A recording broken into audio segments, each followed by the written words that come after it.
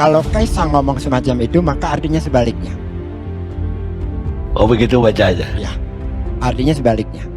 Sama, Gibran juga sebelumnya sama kayak gitu juga kok, Bang.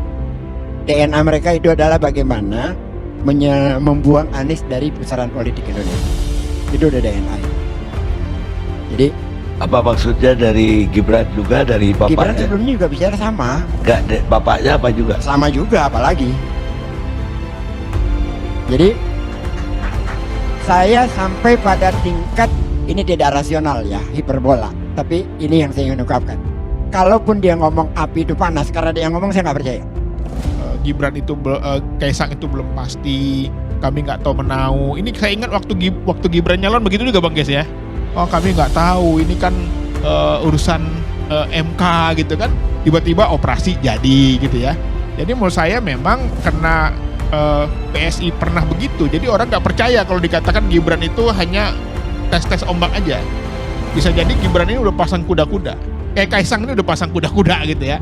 Karena kemarin saya diskusi dengan TV sebelah dengan teman-teman Projo, keceplos juga tuh, udah 2 tahun yang lalu perencanaannya rupanya gitu ya. Jadi memang saya sama Bang Gesi sepakat kalau PSI mengatakan Kaisang belum tentu nyalon, itu biasanya pasti semangat untuk nyalon biasanya. Salah satu kelebihan Pak Jokowi yang luar biasa menurut saya hormat sehormat-hormatnya, dia orang yang paling hebat membantah dirinya sendiri. Wow, itu dahsyat Pak Jokowi itu. Membantah diri sendiri. Iya, bulan ini ngomong begini, bulan berikutnya ngomong lain. Itu dia bantah-bantahan gitu. Dan sebetulnya 2015 Februari saya sudah nulis kolom di majalah Tempo. Judulnya Joko versus Widodo. Oh, menarik. Itu sebetulnya memang karakter atau sebuah strategi. Menurut saya, karakter yang kemudian jadi basis strategi. Konsultan politik E.F. Saifullah Fattah memberikan argumen menohok tentang Presiden Jokowi. Menurutnya, salah satu kelebihan Jokowi yang luar biasa adalah dia bisa membantah dirinya sendiri. Artinya, bulan ini bicara begini, bulan selanjutnya ngomong lain. Ia seperti berbantah-bantahan dengan dirinya sendiri. Salah satu kelebihan Pak Jokowi yang luar biasa menurut saya hormat sehormat-hormatnya, dia orang yang paling hebat membantah dirinya sendiri. Wow, itu dahsyat Pak Jokowi. Membantah diri sendiri. Iya, bulan ini ngomong begini, bulan berikutnya ngomong lain. Itu dia bantah-bantahan gitu. Ia bahkan mengaku pernah menulis di Tempo pada tahun 2015, judulnya Jokowi versus Widodo. Menurut E.F., itu karakter yang kemudian menjadi strategi. E.F. melanjutkan, jika Jokowi dulunya adalah seorang political marketer, sekarang ini ternyata ia hanyalah political seller. Marketing dan selling itu dua hal yang berbeda. Marketing itu orientasinya adalah kepuasan customer. Kalau seller, bagaimana terjualnya barang. Cuman kalau sekarang saya lihat, mungkin kita harus ubah definisi Pak Jokowi. Dulu saya pikir dia itu political marketer.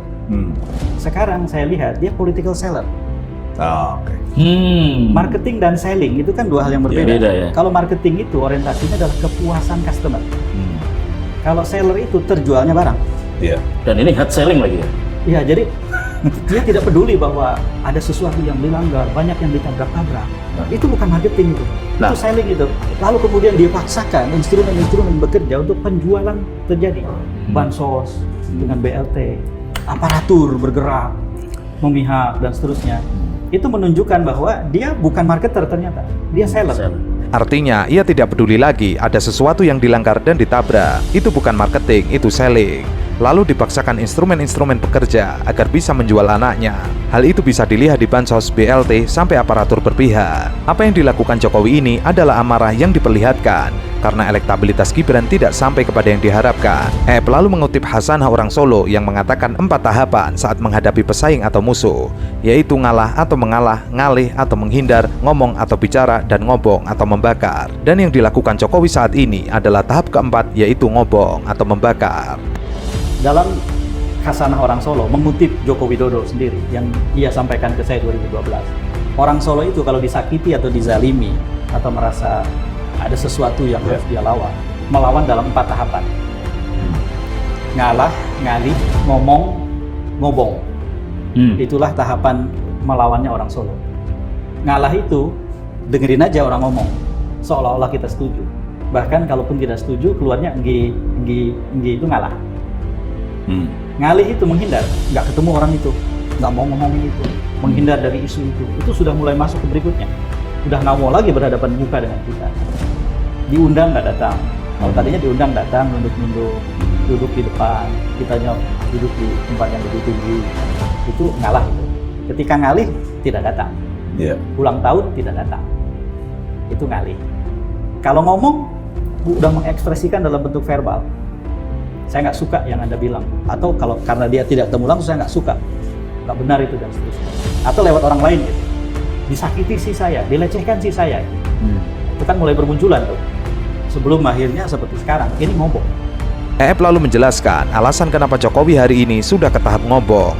Bisa jadi karena ia selama ini menahan emosi karena jangan-jangan ia diperlakukan tidak baik sebagai petugas partai. Yang kedua, Jokowi sedang punya kepentingan yang sangat besar dan kepentingan itu benar-benar ia ingin ambil. Kepentingannya kalau pakai bahasa positif ia ingin melanjutkan apa yang sudah ia mulai. Bahasa negatifnya, ia tidak mau kehilangan kenikmatan kekuasaan dan mau menjaganya dengan cara yang paling ekstrim. Anaknya sendiri yang menjadi wakil presiden. Nomor satu, sangat boleh jadi ia memendam sesuatu yang menyakitkan, yang tidak menyenangkan, dan seterusnya lah. Jangan-jangan karena dia merasa diperlakukan secara tidak layak sebagai petugas partai misalnya. Bisa, nomor satu. Merembetnya kemana-mana jadinya. Nomor dua, Pak Jokowi sedang punya kepentingan yang sangat besar. Dan kepentingan itu betul-betul ingin dia ambil, dia capai. Harus capai. Kepentingannya menurut saya adalah, kalau pakai bahasa positif, dia ingin menjaga kelanjutan apa yang sudah dia mulai. Bahasa positifnya begitu. Kalau bahasa negatifnya adalah dia tidak mau kehilangan kenikmatan kekuasaan dan mau menjaganya dengan cara yang paling ekstrim. Anaknya sendiri yang jadi wakil presiden. Saat EF ditanya Jokowi bukan tipe pengumpul kekayaan, jawaban EF simpel, ia mengaku belum pernah melihat rekening Jokowi. Tapi yang jelas saat ini semua terlihat jika Jokowi itu ternyata sama saja dengan orang lain. Meski casingnya lain, tapi isinya ternyata sama. Politisi biasa memikirkan pemilihan yang akan datang, sedangkan politisi yang luar biasa memikirkan generasi yang akan datang. Meskipun Jokowi sedang memikirkan generasi yang akan datang, tapi dalam arti sempit, artinya generasi keluarganya yang ia pikirkan. Itu kan paling ekstrim. Tapi yang dicari apa? Pak Jokowi kan bukan tipe yang numpuk harta atau apa, lebih kepada... Saya kebetulan nggak pernah lihat rekeningnya, nggak pernah lihat dompetnya, jadi saya nggak tahu tuh. Ini baru buat saya baru. Kalau saya lihat apa yang terjadi sampai dengan 9 tahun lebih ini, sama saja Pak Jokowi, sama saja dengan orang lain. Sama-sama. Dan Artinya seperti inilah, casingnya lain, isinya sama kira-kira gitu lah. Politisi biasa menurut saya. Politisi yang biasa itu memikirkan bagaimana memenangkan pemilihan yang akan datang. Itu cirinya. Politisi yang luar biasa atau negarawan memikirkan bagaimana nasib generasi yang akan datang. Jokowi nggak mikirin itu menurut saya. Mikirin dong, kan generasi yang akan datang yang udah akan di datang cawapresnya. Iya. Tapi dengan dipersempit bahwa yang akan datang itu harus anak-anaknya. Yang saya lihat, saya senang bahwa supplier, komponen-komponen yang ada banyak sekali yang berasal dari dalam negeri, artinya lokal kontennya juga sudah baik, meskipun saya tahu pasti belum sampai ke angka 80 apalagi 100%. Tetapi sebagai sebuah usaha pertama dalam memulai industri otomotif dengan brand dan prinsip Indonesia, ini harus kita acungi jempol keberanian dari PT Solo Manufaktur Kreasi ini. Tidak mudah, tidak gampang. Masuk pasarnya ini nanti juga tidak gampang dan tidak mudah. Tetapi kalau kita sebagai sebuah bangsa mau menghargai karya kita sendiri, brand dan prinsip kita sendiri, ini akan laku. Fakta, mobil SMK diimpor dari China telah melukai optimisme masyarakat Indonesia yang selama ini yakin dengan mobil buatan dalam negeri. Kebohongan ini jelas merendahkan ekspektasi dan optimisme warga negara. Publik diyakini akan semakin kehilangan simpatinya kepada pemerintah, sebab mobil SMK yang selama ini disebut-sebut sebagai produk dalam negeri ternyata impor dari negara Cina. Sejak kemunculan mobil SMK dijadikan alat untuk propaganda politik dalam rangka memoles citra agar mendapat perhatian publik. Mobil SMK sudah menjadi komoditas politik sehingga publik bisa kehilangan simpati. Terlebih jika benar itu adalah mobil produksi Cina yang hanya dibuat merek SMK. Mobil SMK muncul di ajang pameran otomotif internasional Motor Show 2023. Namun, SMK ini ternyata diimpor dalam bentuk completely wheel up langsung dari Cina. Sementara masih diimpor dari Cina, tapi di masa depan bukan tidak mungkin akan diproduksi sendiri di tanah air. Mobil SMK kerap menimbulkan polemik di masyarakat lantaran ketidakjujuran dalam produksinya. Sebelumnya, mobil SMK sudah lama digaungkan menjadi kebanggaan karena merupakan salah satu mobil buatan Indonesia. Namun, mobil SMK kembali trending usai seorang pengusaha bernama Edi Marwanto menantang buzzer SMK untuk mengirim 5 mobil ke rumahnya. Namun nyatanya ketika ditantang, buzzer SMK tersebut langsung mundur. Perlu diketahui, mobil SMK Bima telah meluncur sebagai kendaraan komersial pada September 2019 dengan harga kurang dari 150 juta. Humas PT Solo Manufaktur Kreasi, Sabar Budi mengatakan harga SMK pada 2020 lalu hanya 125 juta. Per data Februari 2021, Sabar Budi Humas PT Solo Manufaktur Kreasi sebagai prinsipal SMK mengatakan mobil-mobil SMK sudah terjual sebanyak 300 unit sejak diluncurkan. Mobil SMK yang dijual adalah pickup SMK Bima dengan mesin 1200 cc dan 1300 cc. Berdasarkan penelusuran netizen terhadap salah satu plat nomor yang viral di media sosial, ditemukan fakta bahwa kendaraan mobil pickup SMK ternyata valid. Penelusuran dilakukan dengan aplikasi Sambat atau e-Samsat Banten. Diketahui mobil yang viral itu terdaftar sebagai mobil pickup lansiran tahun 2018 berwarna silver. Lengkap juga informasi pajak tahun yang dipatok. Mobil yang dirakit oleh siswa SMK 2 Surakarta bersama bengkel Kiat Motor Klaten menarik perhatian masyarakat sejak digunakan oleh Wali Kota Solo.